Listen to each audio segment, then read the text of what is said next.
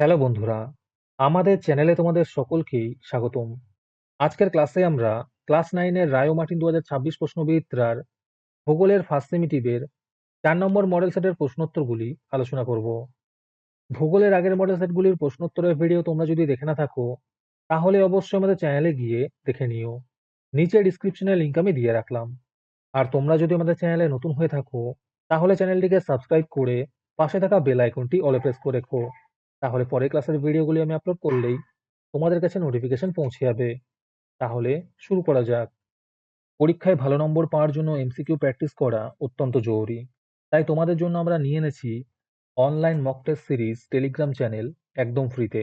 এই mock test সিরিজে যে প্রশ্নগুলি আমরা তোমাদের করাবো, সেগুলি পরীক্ষায় বারবার কমন আসে।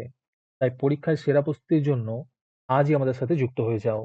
এই টেলিগ্রামে জয়েন করার জন্য কিছু নিয়ম আছে, সেগুলি তোমরা একটু জেনে নাও।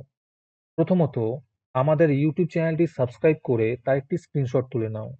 এই স্ক্রিনশটটি আমাদের হোয়াটসঅ্যাপ নাম্বার 7501121499 পাঠিয়ে দাও। আর তার সাথে মেসেজে টাইপ করবে #মকটেস্ট। স্ক্রিনশটটি আমাদের হোয়াটসঅ্যাপ নাম্বারে পাঠিয়ে দিলেই আমরা তোমাদের টেলিগ্রাম জয়েন লিঙ্ক দিয়ে দেবো। প্রথমে আছে, সঠিক উত্তরটি নির্বাচন করো। 1 নম্বর প্রশ্ন হলো, সৌরজগতের সবচেয়ে ভারী গ্রহ হলো বৃহস্পতি। দ্বিতীয় প্রশ্ন হলো, কোন বিজ্ঞানী পদার্থবিদ্যার সূত্র ও অন্যান্য ধারণার সাহায্যে প্রমাণ করেন পৃথিবী গোলাকার? এর উত্তর হবে অ্যারিস্টটল।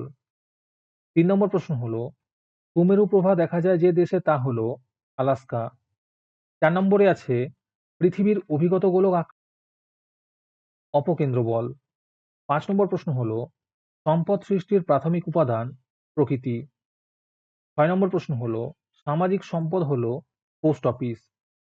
7 নম্বরে আছে, ভারতের প্রাচীনতম তৈলখনি হলো ডিগবয়। তারপরে আছে, শুদ্ধ অশুদ্ধ লেখো। প্রথম প্রশ্ন হলো, পৃথিবীর গোলাকার হওয়ায় সব স্থানে একই সময় সূর্য উদিত হয়। এটি অশুদ্ধ হবে।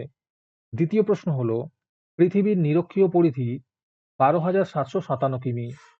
এটি অশুদ্ধ হবে। তারপরে আছে, উপযুক্ত শব্দ বসিয়ে শূন্যস্থান পূরণ করো। প্রথমে আছে, হরিয়া অববাহিকা ভারতের বৃহত্তম কয়লা উৎপাদক অঞ্চল। দ্বিতীয় প্রশ্ন হলো, জিপিএস সিগন্যালকে বলে রেডিও সিগন্যাল। তারপরে আছে, নিচের প্রশ্নগুলির উত্তর দুই একটি শব্দে দাও। 1 নম্বরে আছে, নিরক্ষরেখায় পৃথিবীর আবর্তনের গতিবেগ কত? এর উত্তর হবে 1674 কিমি/ঘন্টা। দ্বিতীয় প্রশ্ন হলো, লোহার সর্বোৎকৃষ্ট আকরিক কোনটি? এর উত্তর হবে ম্যাগনেটাইট। তারপরে আছে, বাম স্তম্ভের সঙ্গে ডান স্তম্ভ মিলিয়ে বাক্য গঠন করো। দক্ষিণ আয়নান্ত দিবস হবে 22 ডিসেম্বর। তরল সোনা হবে পেট্রোলিয়াম। কর্কট সংক্রান্তি হবে 21 জুন। আজকের সমাধান করা মডেল সেটটির মূল্য মাত্র 3 টাকা।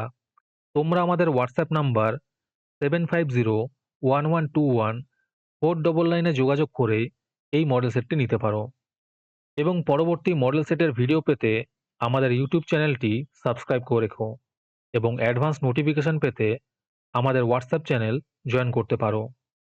ডিসক্রিপশনে লিংক দেওয়া রইল, তোমরা সেখানে গিয়ে আমাদের হোয়াটসঅ্যাপ চ্যানেল জয়েন করতে পারো। তারপরে 3 নম্বরে আছে, নিচের প্রশ্নগুলির উত্তর দাও। এই প্রশ্নের উত্তরগুলি আমি তোমাদের দেখিয়ে দিচ্ছি, তোমরা দেখে দেখে নোট ডাউন করে নিও। 1 নম্বর প্রশ্ন হলো, পৃথিবীর অনুসুর অবস্থান কিভাবে হয়?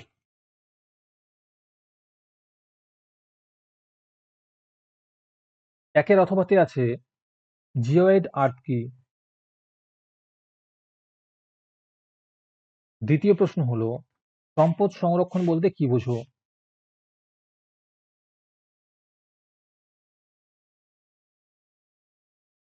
দুইয়ের অথবাতে আছে, জ্বালানি খনিজের দুটি উদাহরণ দাও। এর উত্তর হবে কয়লা ও খনিজ তেল। 3 নম্বর প্রশ্ন হলো, দিন রাত্রির হ্রাস বৃদ্ধির প্রধান 3টি কারণ লেখো।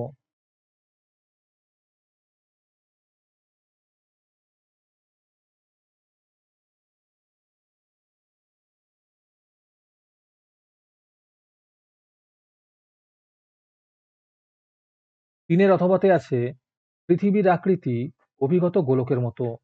উক্তিটি ব্যাখ্যা করো।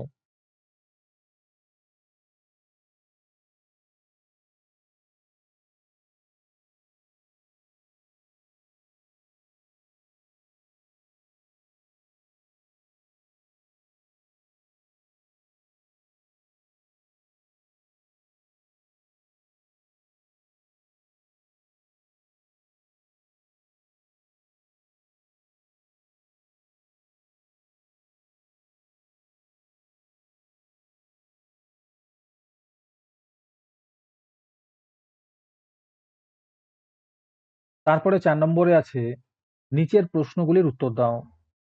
প্রথম প্রশ্ন হলো, কর্কট সংক্রান্তি ও মকর সংক্রান্তির মধ্যে ৩টি পার্থক্য লেখো।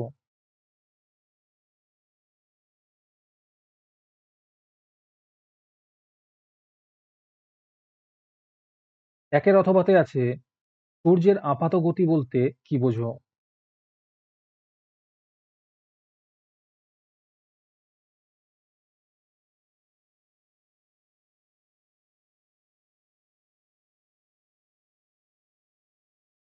দ্বিতীয় প্রশ্ন হলো, বেডফোর্ড লেভেল পরীক্ষা কিভাবে পৃথিবীর গোলাকৃতি প্রমাণ করে?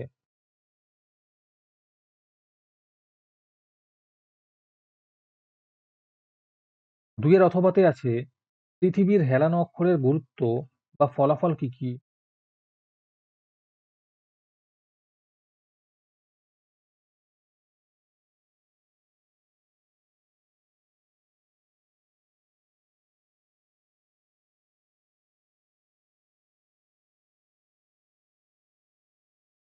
তিন নম্বর প্রশ্ন হলো, সম্পদ সৃষ্টিতে মানুষের ভূমিকা লেখো।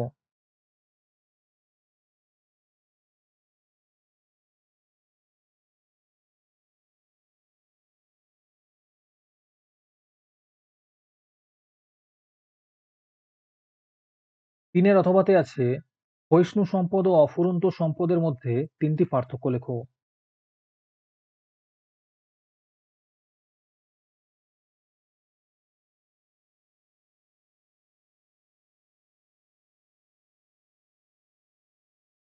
তারপরে ৫ নম্বরে আছে যে কোনো একটি প্রশ্নের উত্তর দাও।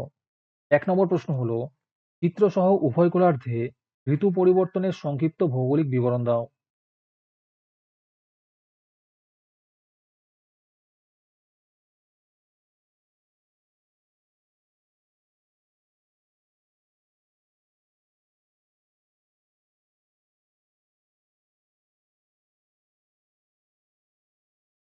দুই নম্বর প্রশ্ন হলো, খনিজ লোহার গুরুত্ব এবং ভারতে এই খনিজের প্রধান ৩টি রাজ্যে বন্টন আলোচনা করো।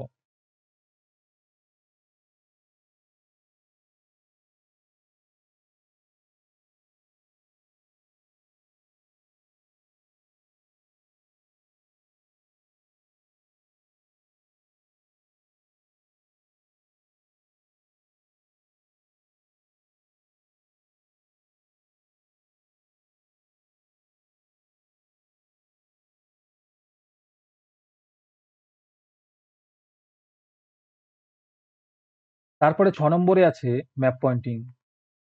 এই ম্যাপ পয়েন্টিং গুলো একটু দেখে নাও। এই পয়েন্টটা হলো পশ্চিম ভারতের একটি পারমাণবিক শক্তি কেন্দ্র। তার ঠিক নিচে দেখো মুম্বাই হাই খনিজ তেল উত্তোলক কেন্দ্র। আর ডান দিকে দেখো এই পয়েন্টটা হলো পূর্ব ভারতের একটি আকরিক লোহা উত্তোলক অঞ্চল।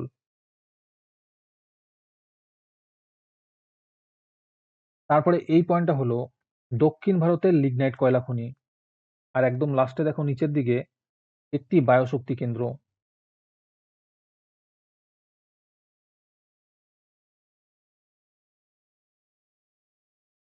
আজকের ক্লাসটি তোমাদের ভালো লেগে থাকলে ভিডিওটিকে লাইক এবং চ্যানেলটিকে সাবস্ক্রাইব করে দিও।